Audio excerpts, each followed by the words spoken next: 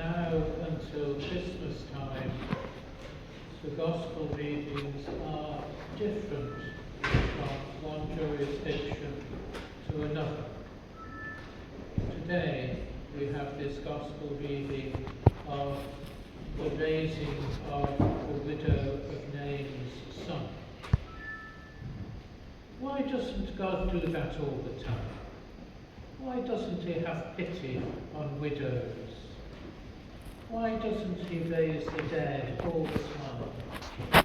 Why is it that when we have a funeral service in the church, the priest can't just go and say to the dead person, "Get up"? It would be a miracle. Just like the miracle that we've had read to us today. The miracle is something which is out of the ordinary. When God chooses, he performs miracles. When we read the lives of the saints, and when we read some of the things that happen in monasteries, in ordinary churches, just in general in the world, where do we look if we want to find those miracles? Is it the Daily Mirror? Is it the Times? Not even the Telegraph will give an account of one single miracle, even though the world may be witnessing miracles. They won't be reported. Why not? Because the devil is in control of the world. Don't look to the world if you expect to see the presence of God. Find him in the scriptures. Find him in the church. Find him in nature. But don't expect the ruling powers of the world to take any notice at all. None at all. So the world emphasizes always what divides us. The world and the press, the media of all sorts, will try to divide Christians. We're divided enough as it is, because there are so many people who claim to be the church,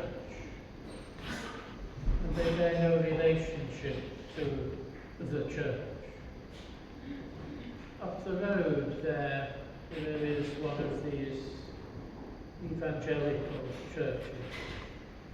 Down the road there is another one of these evangelical churches, all purporting to be preaching the gospel. And when you look into it, what is this gospel that they preach? It's not the gospel. Only in the Orthodox Church will you hear the true gospel.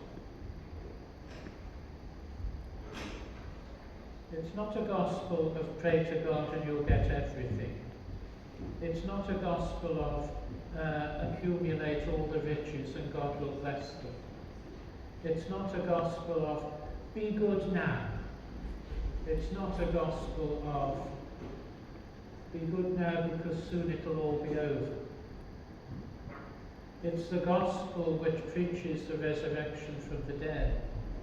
It's the church which preaches miracles happening. All sorts of miracles. And we don't hear about them because we don't look in the right place. In years gone by, you would have to acquaint yourselves with the church and holy people to hear anything at all about miracles. Now, you can go onto the internet. But be careful where you go on the internet. If you go to an internet page for Mount Athos, or the teachings of the fathers of the church. There you will find the truth, and there you will find miracles. There you will find that such and such an icon is being taken round the whole world. And the prayers before that icon, with the myrrh that's streaming from that icon, will bring healing to people. Miracles, miracles, and even raising the dead. But we have to look for them. We have to put our trust in God, that He will reveal to us where the miracles are, that He will reveal to us the truth of the gospel. Because so many people will be saying to us, "Oh, you don't believe that sort of rubbish, do you? How naive! Come into the 21st century." Nearly gave myself away there. I haven't even got into the 20th yet. I'm happy to be in the 1st century AD, seeing God's miracles. If you want to read an exciting story, read the Acts of the Apostles all the way through. We see God working miracles through His saints, through their relics.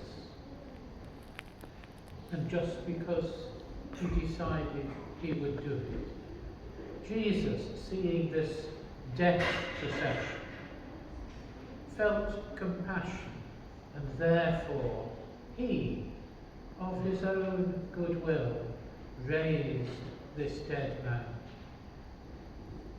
In His compassion. Miracles are exactly that. Out of the ordinary, something which God does. Not because we're forcing Him to do it, not because we're expecting Him to do it, but because He decides that He will do it. And then, as witnesses, we can proclaim our faith